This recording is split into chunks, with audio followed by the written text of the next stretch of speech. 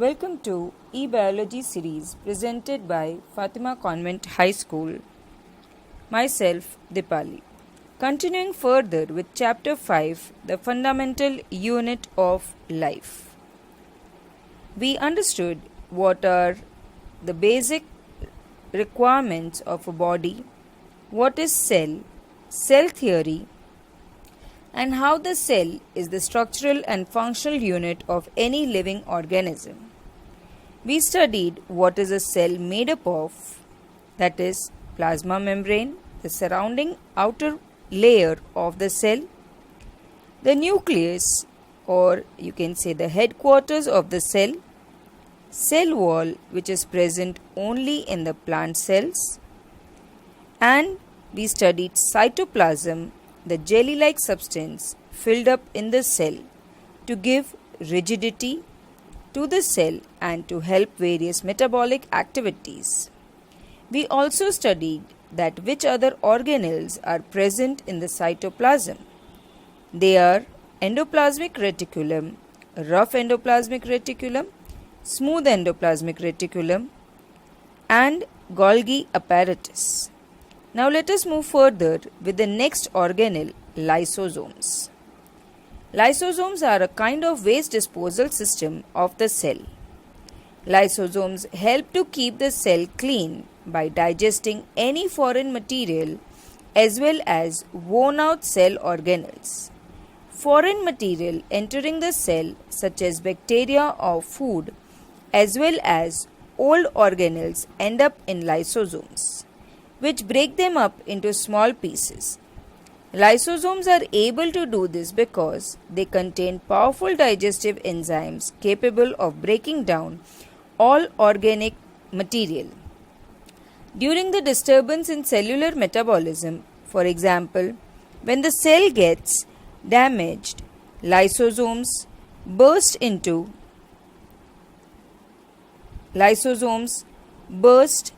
and the enzymes digest their own cells. Therefore, it is also called as suicide bags of the cell. Structurally, lysosomes are membrane-bound sac filled with digestive enzymes. These enzymes are made of RER. So, if you look into the structure of a lysosome, then lysosome are membrane-bound sac filled with digestive enzymes, and these digestive enzymes are made up of RER. And the function of lysosome is to clean the cell. So, any waste produced in the cell is disposed of by the lysosome of the cell. Now we look into the next organelle, that is mitochondria. Mitochondria is also referred to as the powerhouse of the cell. Mitochondria are known as the powerhouse of the cell. The energy required for various chemical activities needed for the life is released by mitochondria in the form of ATP, that is adenosine triphosphate molecule. ATP is known as the energy currency of the cell. ATP, the body uses the energy stored in ATP for making new chemical compounds and for chemical work. Mitochondria has two membranes covering instead of just one. The outer membrane is very porous while the inner membrane is deeply folded. These folds create a large surface area for ATP generating chemical reactions.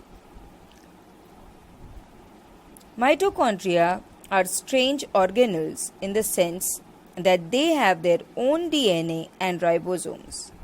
Therefore, mitochondria are able to make some of their own proteins.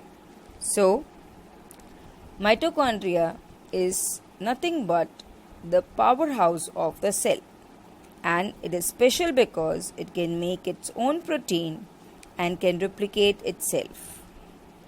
Now next organelle is the plastids. Now plastids are present only in the plant cell. They are two types of plastids. the chromoplast, and that is the colored plastid, and leucoplast, that is the white or colorless plastids. Plastids contain the pigment chlorophyll are called as chloroplast. The chloroplasts are important in photosynthesis in plants. Chloroplast also performs the function of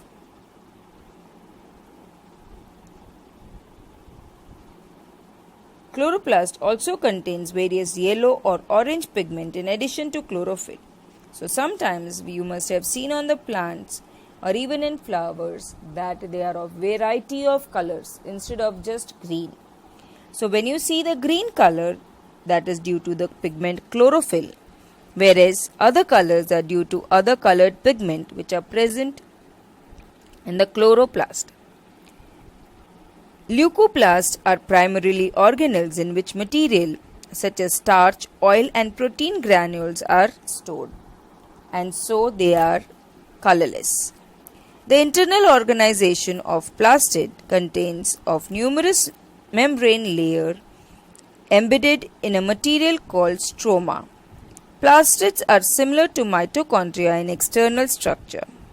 Like the mitochondria, plastids also have their own DNA and ribosomes.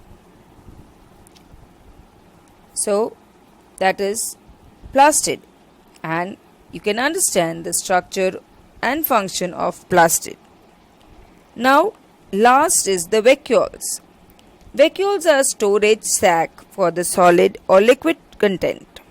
Vacuoles are small sized in animals cell, while plant cells have very large vacuoles. The central vacuoles of some plant cells may occupy 50 to 90% of the cell volume. In plant cells, vacuoles are full of cell sap and provide turgidity and rigidity to the cell. Many substances of importance in the life of plant cell are stored in vacuoles. This includes amino acids, sugar, various organic acids and some protein. In single-celled organism like amoeba, the food vacuole contains the food items that the amoeba has consumed. In some unicellular organisms, specialized vacuoles also play important role in expelling excess water and some waste from the cell. So, again, vacuoles are nothing but the storage house, and in plant vacuoles are larger than the animal vacuoles, and both of them have different functions. Every cell thus acquires its structure and ability to function because of the organization of its membrane and organelles in specific way. The cell thus has a specific structural organization. This helps the cell to perform functions like respiration, obtaining nutrition, and clearing the waste material or forming new proteins. Thus, the cell is the fundamental structural unit of living organisms. It is also the basic functional unit of the life. I hope we can sum up with the chapter here, understanding the summary of the chapter. So, the fundamental organization unit of life is cell. Cells are enclosed by plasma membrane composed of lipids and proteins. The cell membrane is an active part of the cell. It regulates the movement of material between the ordered interior of the cell and outer environment. In plant cell, a cell wall composed mainly of cellulose is located outside the cell membrane. The presence of cell wall enables the cell of plant fungi and bacteria to exist in hypotonic media without bursting. The nucleus is in eukaryotic is separated by cytoplasm by double-layered membrane, and it directs the life processes of the cell. The ER functions both as a passageway for intracellular transport and as a manufacturing surface. The Golgi apparatus consists of a stack of membrane bounded vesicles that function in the storage, modification, and packaging of substances manufactured in the cell. Most plant cells have large membranous organelles called plastids, which are of two types, chromoplast and leucoplast. Chromoplast that contains chlorophyll are called as chloroplast, and they perform photosynthesis. The primary function of leucoplast is storage. Most mature plant cells have a large central vacuole that helps to maintain the turgidity of the cell and store important substances including waste. Prokaryotic cells have no membrane-bound organelles. Their chromosomes are composed of only nucleic acid and they have only very small ribosomes as organelles. So, now you will be easily able to answer the questions in the exercise listed below, as well as you will be able to differentiate between plant cell and animal cell. Thank you. We end the chapter here.